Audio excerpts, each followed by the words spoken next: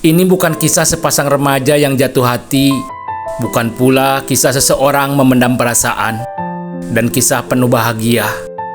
Tetapi ini kisah penantian perjuangan seorang anak yang yakin menepati janjinya demi ibu yang sedang berjuang untuk kembali berkumpul bersama orang-orang yang ia cintai dan bersamanya lagi.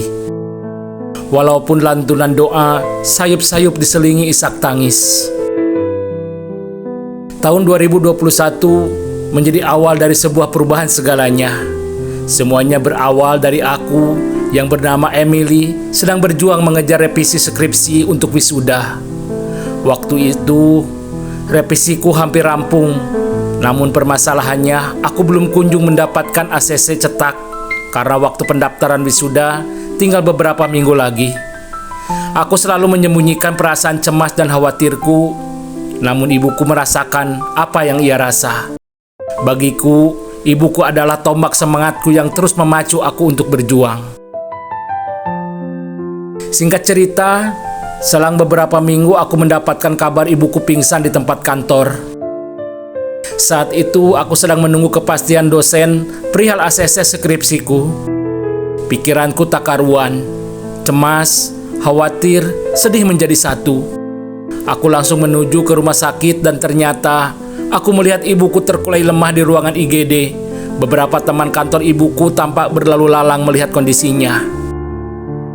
"Bu, berjuang demi aku, ayah dan adik ya." Dokter pun datang dan menemui keluargaku untuk meminta kesepakatan dirawat dengan dipasang alat khusus seperti monitor. Perasaanku hancur, cemas karena ibu tak kunjung sadar.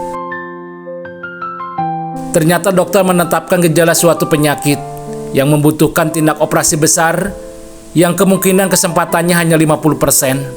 Aku terdiam. Aku belum siap meraba hal buruk yang terjadi.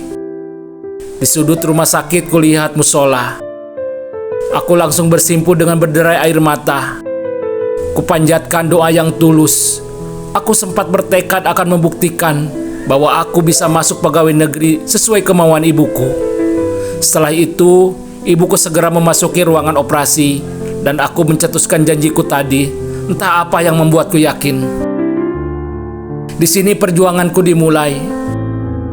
Aku sudah berjanji, maka yang kulakukan adalah lulus tepat waktu dan daftar pegawai negeri. Setiap hari aku menunggu di lorong ruangan dosen, berharap dosen tersebut bermurah hati dan memudahkan urusanku. Ku coba lagi kedua, ketiga sampai kelima. Akhirnya segala upayaku berhasil. Bersama kabar itu, ibuku berhasil melewati masa operasi dan berjuang di ICU. Sementara aku terus melanjutkan pendaftaran untuk wisuda. Singkat cerita, ibuku berhasil melewati masa kritis setelah operasi dan kini sedang masa pemulihan. Ibuku belum stabil. Diam-diam, aku melanjutkan tekadku demi membanggakan ibuku. Aku mendaftar CPNS 2021 sendirian tanpa ada arahan dan saran. Sempat terbesit aku ingin seperti mereka yang turun dari kendaraan, bersalam tangan dengan orang tua, dan mendoakan anaknya agar sukses ujian. Kutelan pil pahit itu, fokusku pada hasilnya, dan hari tes SKD tiba. Berkat tekad, kemauan, dan kuatnya janjiku pada ibu bermodal bismillah, aku mengisi tes CAT sesuai dengan hasil jerih payahku sendiri. Meskipun aku tidak akan berhasil atau membuat kecewa. Hasilnya aku berhasil menduduki peringkat pertama. Namun perjuanganku belum selesai. Aku harus mengikuti seleksi untuk SKB yang hanya dipilih satu orang. Disinilah aku baru cerita bahwa aku sedang tahap akhir seleksi pegawai negeri. Ibuku menangis penuh haru. Dan akhirnya saat SKB tiba, ibuku melantunkan doa tulus dan berharap mendapatkan terbaik. Dan ibuku menyarankan untuk sholat mutlak. Ya Allah, jika ini keputusan baikmu aku terima.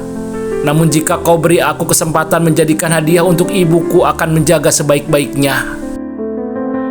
Setelah tes, aku sedih melihat skorku mungkin jauh dari ekspektasiku.